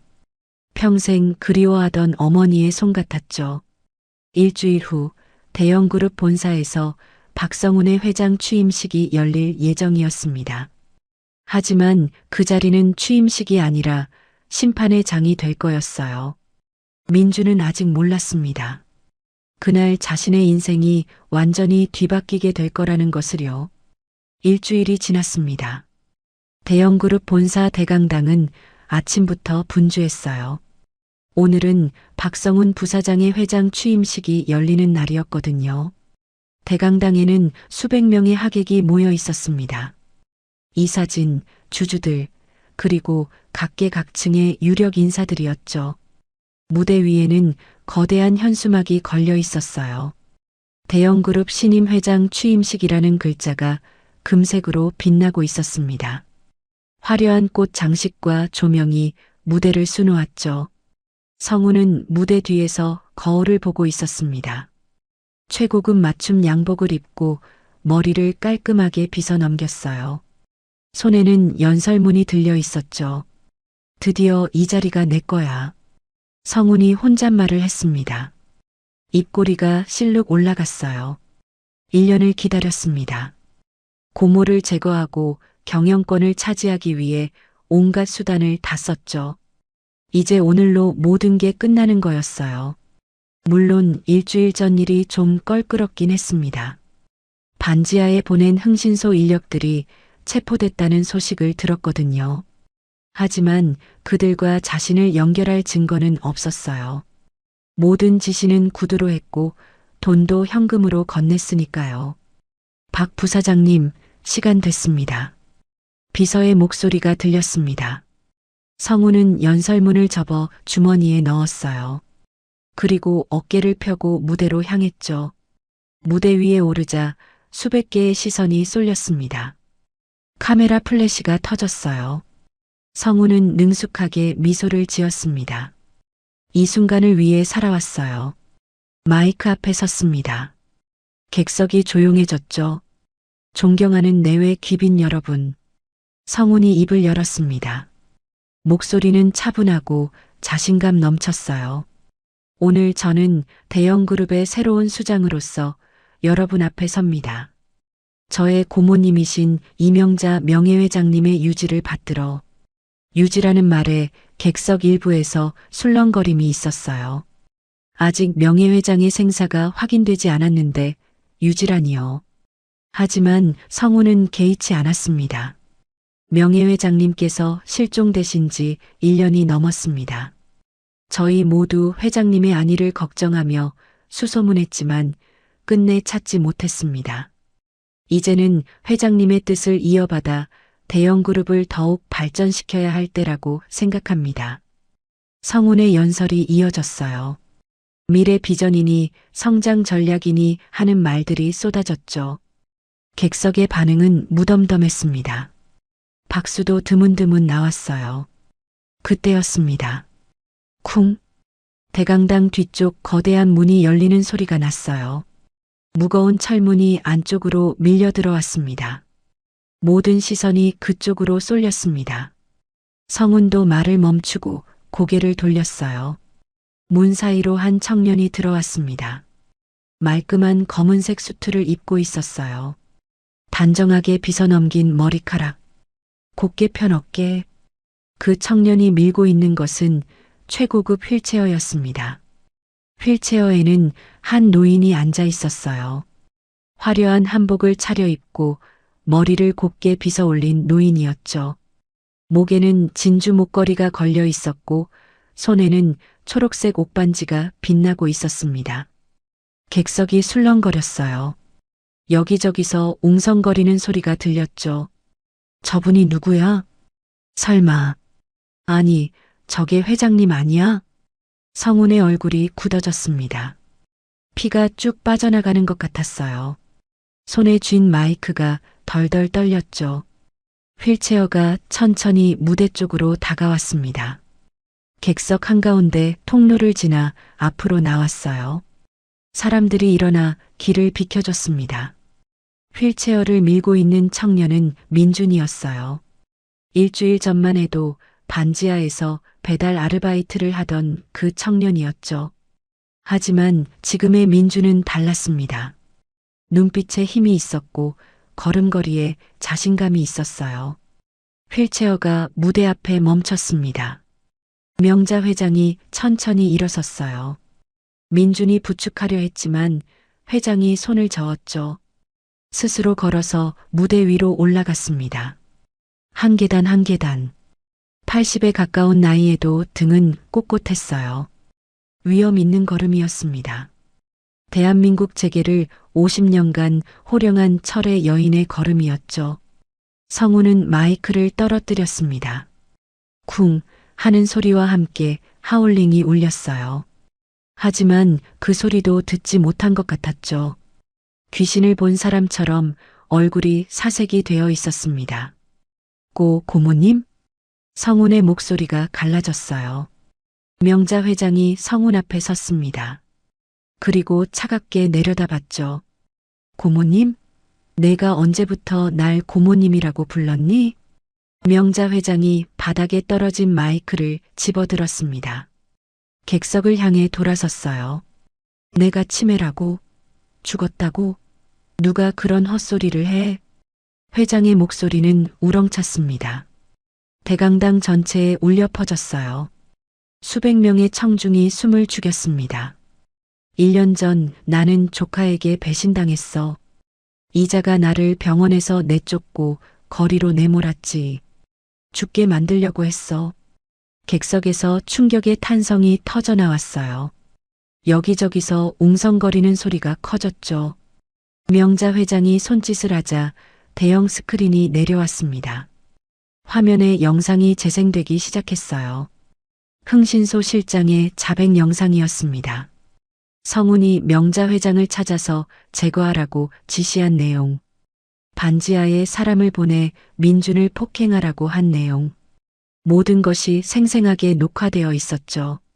이건 조작이야. 거짓말이야. 성운이 소리쳤습니다. 하지만 목소리는 떨리고 있었어요. 얼굴에는 식은 땀이 흘러내렸죠. 영상이 끝나자 대강당 뒤쪽 문이 다시 열렸습니다. 경찰들이 밀려 들어왔어요. 선두에 선 형사가 성운에게 다가갔습니다. 박성운 씨, 살인미수 및 감금 혐의로 체포합니다. 묵비권을 행사할 수 있으며 손대지 마, 손대지 말라고 성운이 발악했습니다. 하지만 소용없었어요. 경찰들이 성운의 양팔을 잡고 수갑을 채웠죠. 명자 회장이 성운 앞으로 다가갔습니다. 수갑이 채워진 성운을 내려다봤어요. 내 눈에 흙이 들어가기 전엔 절대 안 된다고 했지. 감히 내 은인을 건드려? 성운의 다리가 풀렸습니다. 무릎이 바닥에 닿았어요. 털썩 하는 소리가 조용한 강당에 울렸죠. 고모님, 아니 회장님, 제가 잘못했습니다. 제발 한 번만 용서해 주십시오. 성운이 울부짖었습니다. 코와 눈물이 범벅이 된 채 바닥에 엎드렸어요. 조금 전까지 회장 자리에 앉으려던 사람의 모습이 아니었죠. 하지만 명자 회장은 차갑게 돌아섰습니다. 성훈을 더 이상 쳐다보지도 않았어요. 민주는 무대 아래에서 그 광경을 지켜보고 있었습니다. 가슴이 벅차올랐어요. 1년 전 면접장에서 자신을 모욕하던 그 남자가 지금 바닥에 엎드려 울고 있었죠. 명자 회장이 다시 마이크를 들었습니다. 객석을 향해 말했어요. 이 청년을 봐주세요. 회장이 민준을 손짓으로 불렀습니다. 민준은 망설이다가 무대 위로 올라갔어요. 수백 명의 시선이 자신에게 쏠리자 긴장됐지만 씩씩하게 걸었습니다. 이 청년은 피 한 방울 안 섞였지만 목숨 걸고 나를 지켰어요. 자기 밥도 못 먹으면서 나를 먹였고 자기 잠자리 내주면서 나를 재웠어요. 이게 진짜 가족이고 이게 진짜 사람이에요. 객석에서 박수가 터져 나왔습니다. 처음에는 드문드문이었지만 점점 커졌어요. 곧 대강당 전체가 박수 소리로 가득 찼죠. 오늘부로 발표합니다. 저 박성우는 모든 직위에서 해임되고 경영에서 영구히 배제됩니다. 그리고 명자 회장이 민준의 손을 잡았습니다. 이 청년 김민준을 나의 양자로 삼습니다. 대형그룹 창업가의 일원으로 받아들입니다. 충격의 탄성이 터졌어요. 카메라 플래시가 쉴 새 없이 터졌죠. 기자들이 앞다투어 사진을 찍었습니다. 민준은 눈물이 흘러내리는 것을 느꼈어요. 평생 혼자였습니다. 부모 얼굴도 모르고 고아원에서 자랐죠. 누군가에게 아들이라고 불린 적이 없었어요. 그런데 지금 이 많은 사람들 앞에서 아들로 인정받고 있었습니다. 명자 회장이 민준을 바라봤어요. 따뜻한 미소를 지었죠. 울지 마, 아들아. 이제 내 세상이야. 민준은 회장의 손을 꼭 잡았습니다. 따뜻하고 부드러운 손이었어요. 어머니의 손이었죠. 경찰들이 성훈을 끌고 나갔습니다. 성훈은 끝까지 발버둥 쳤지만 소용없었어요. 대강당 문이 닫히고 성훈의 비명소리가 멀어져 갔습니다. 무대 위에는 명자 회장과 민준만 남았어요. 객석의 박수는 계속됐습니다. 끝날 줄 모르는 박수 소리 속에서 민준은 생각했어요. 1년 전 그 추운 밤 쓰레기장 옆에서 쓰러진 노인을 발견했을 때는 몰랐습니다. 그분이 누군지 어떤 삶을 살아왔는지요. 그냥 추워 보여서 배고파 보여서 도왔을 뿐이에요. 하지만 그 작은 선의가 자신의 인생을 완전히 바꿔놓았습니다. 진심은 돌고 돈다는 말이 이런 뜻이었구나 싶었죠. 명자 회장이 민준의 어깨를 감싸 안았습니다. 따뜻한 체온이 전해졌어요. 고마워, 아들아. 내가 나를 살렸어. 민준도 회장을 안았습니다. 저야말로 감사합니다, 어머니. 그 말이 입에서 나오자 가슴이 뜨거워졌어요. 평생 불러보고 싶었던 말이었거든요. 어머니. 이제 민준에게도 어머니가 생겼습니다. 그로부터 1년이 흘렀습니다.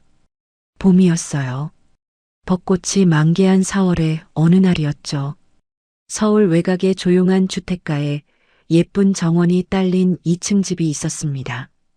담장 너머로 분홍빛 벚꽃가지가 늘어져 있었고 마당에는 갖가지 꽃들이 피어 있었어요. 민준이 정원에 있는 벤치에서 일어났습니다. 손에는 물뿌리개가 들려 있었어요. 화단에 물을 주고 있었거든요. 예전에는 상상도 못했던 일이었죠. 화분 하나 키울 공간도 없었으니까요. 민준아, 점심 먹자. 현관에서 목소리가 들렸습니다. 어머니의 목소리였어요. 민준은 미소를 지으며 집 안으로 들어갔습니다. 거실은 따뜻한 햇살로 가득했어요. 커다란 창문으로 빛이 쏟아져 들어왔죠. 반지하의 축축하고 어두운 공기와는 완전히 달랐습니다. 식탁에는 밥상이 차려져 있었어요. 된장찌개, 제육볶음, 시금치나물, 그리고 갓 지은 쌀밥. 김이 모락모락 피어올랐습니다. 예전에는 편의점 폐기 도시락으로 끼니를 때웠는데 이제는 매일 따뜻한 집밥을 먹을 수 있었죠. 어머니가 휠체어를 밀고 식탁으로 왔습니다. 명자 회장, 아니, 이제는 민준의 어머니가 된 명자 어머니였어요. 치매 증상은 완전히 낫지는 않았지만 좋은 치료와 안정된 환경 덕분에 많이 호전되었습니다. 가끔 정신이 흐려지는 날도 있었어요. 민준을 알아보지 못하거나 과거의 기억 속에 빠져들 때도 있었죠. 하지만 좋은 날이 훨씬 더 많았습니다. 그리고 신기하게도 아무리 정신이 흐려져도 민준을 아들이라고 부르는 것만큼은 변하지 않았어요. 오늘 날씨 좋다. 밥 먹고 산책 나갈까? 어머니가 밥그릇을 들며 말했습니다. 목소리가 밝았어요. 1년 전 쓰레기장 옆에서 처음 만났을 때와는 완전히 다른 사람 같았죠. 네, 어머니. 벚꽃 구경 가요. 뒷산에 벚꽃이 예쁘게 폈더라고요. 민준이 대답했습니다. 어머니라는 말이 이제는 자연스러웠어요. 처음에는 어색했습니다. 평생 불러본 적이 없는 말이었으니까요. 하지만 1년을 함께 살면서 진짜 가족이 되었죠. 밥을 먹는 동안 민주는 창밖을 바라봤습니다. 정원에 심은 장미가 막 봉우리를 맺고 있었어요. 저 장미가 필 무렵이면 어머니 생신이었죠. 올해는 성대하게 파티를 해드리고 싶었습니다. 무슨 생각해? 어머니가 물었어요. 민주는 고개를 저었습니다. 아무것도 아니에요. 그냥 행복하다고 생각했어요. 어머니가 웃었습니다. 주름진 얼굴에 미소가 번졌어요. 그 미소가 따뜻해서 민준의 가슴도 따뜻해졌습니다. 식사를 마치고 민준은 어머니의 휠체어를 밀고 밖으로 나왔어요. 봄바람이 얼굴을 스쳤습니다. 따뜻하고 부드러운 바람이었죠. 공기 속에 꽃향기가 섞여 있었어요. 동네 산책로를 따라 천천히 걸었습니다. 벚꽃 가로수가 양쪽으로 늘어서 있었어요. 분홍빛 꽃잎이 바람에 날려 눈처럼 흩날렸죠. 예쁘다. 어머니가 중얼거렸습니다. 올려다보는 눈빛이 아이처럼 맑았어요. 민주는 휠체어를 멈추고 어머니 옆에 쪼그려 앉았습니다. 떨어진 벚꽃잎을 주워 어머니의 손바닥에 올려드렸어요. 어머니 예쁘죠? 어머니가 꽃잎을 들여다봤습니다. 그러더니 그 꽃잎을 민준의 머리 위에 살포시 올려놓았어요. 우리 왕자님이 더 예뻐. 민준은 웃었습니다. 어머니는 아직도 가끔 민준을 왕자님이라고 불렀어요. 처음 만났을 때 부르던 호칭이었죠. 민준은 그 호칭이 좋았습니다. 세상 누구에게도 들어보지 못한 말이었으니까요. 공원 벤치에 앉아 잠시 쉬었습니다. 민주는 가방에서 보온병을 꺼내 따뜻한 유자차를 따랐어요. 어머니께 컵을 건네드렸죠. 고마워. 어머니가 차를 받아 마셨습니다. 민준도 한 모금 마셨어요. 달콤한 맛이 입안에 퍼졌습니다. 민준아. 어머니가 불렀어요. 민준이 고개를 돌렸습니다. 응, 어머니. 재단 일은 잘 돼가니? 민준은 고개를 끄덕였습니다. 대형그룹의 지원을 받아 노인복지재단을 설립했거든요. 낙하산 임원 자리를 권유받았지만 민준은 거절했습니다. 대신 자신이 직접 무언가를 해보고 싶다고 했죠. 재단 이름은 따뜻한 손길이었어요. 거리에서 버려진 노인들, 가족에게 버림받은 어르신들을 돕는 재단이었습니다. 민준이 직접 발로 뛰며 운영하고 있었죠. 네, 잘 되고 있어요. 지난달에 쉼터 하나 더 열었어요. 벌써 20분이 계세요. 어머니의 눈에 자랑스러움이 서렸습니다. 잘했어. 그게 진짜 부자야. 돈 많은 게 부자가 아니라 나눌 줄 아는 게 부자지. 민주는 어머니의 손을 꼭 잡았습니다. 주름지고 마른 손이었지만 따뜻했어요. 어머니가 가르쳐 주신 거예요. 어머니가 없었으면 저는 아직도 혼자였을 거예요. 어머니가 고개를 저었습니다. 아니야.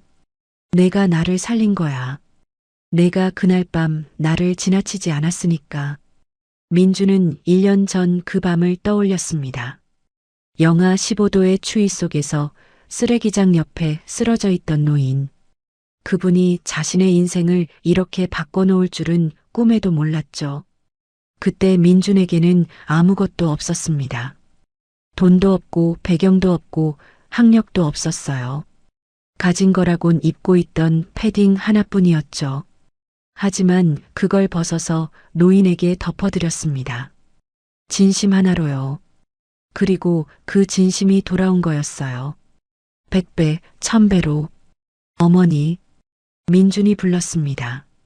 응, 사랑해요. 어머니가 민준을 바라봤습니다. 눈가에 눈물이 맺혔어요. 하지만 웃고 있었습니다. 나도 사랑해, 아들아. 바람이 불어번 꽃잎이 두 사람 주위로 흩날렸습니다. 마치 축복의 눈처럼요. 저녁이 되어 집에 돌아왔습니다. 거실에 들어서자 벽에 걸린 액자가 눈에 들어왔어요. 민준과 어머니가 함께 찍은 가족 사진이었습니다. 두 사람 다 환하게 웃고 있었죠. 액자 옆에는 작은 유리 케이스가 있었습니다. 그 안에 초록색 옷반지가 놓여 있었어요. 어머니가 민준에게 물려준 갑오였죠. 용과 봉황이 새겨진 반지. 대형 그룹 창업주의 인장이기도 했습니다. 민준은 반지를 바라봤습니다. 이 반지가 자신의 운명을 바꿨어요. 하지만 진짜 자신의 운명을 바꾼 건 반지가 아니었습니다. 그날 밤 노인을 지나치지 않은 마음이었죠. 민준아, 밥 먹자. 어머니가 부엌에서 부르는 소리가 들렸습니다. 오늘은 어머니가 직접 요리를 하셨어요. 상태가 좋은 날은 간단한 요리를 하시곤 했죠. 네, 갈게요. 민준이 대답하며 식탁으로 향했습니다. 저녁 식탁에 마주 앉은 두 사람.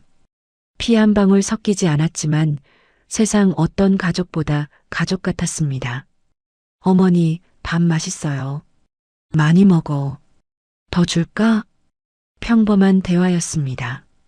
하지만 민준에게는 그 평범함이 꿈만 같았어요. 평생 누려보지 못한 것들이었으니까요. 밤이 깊어갔습니다.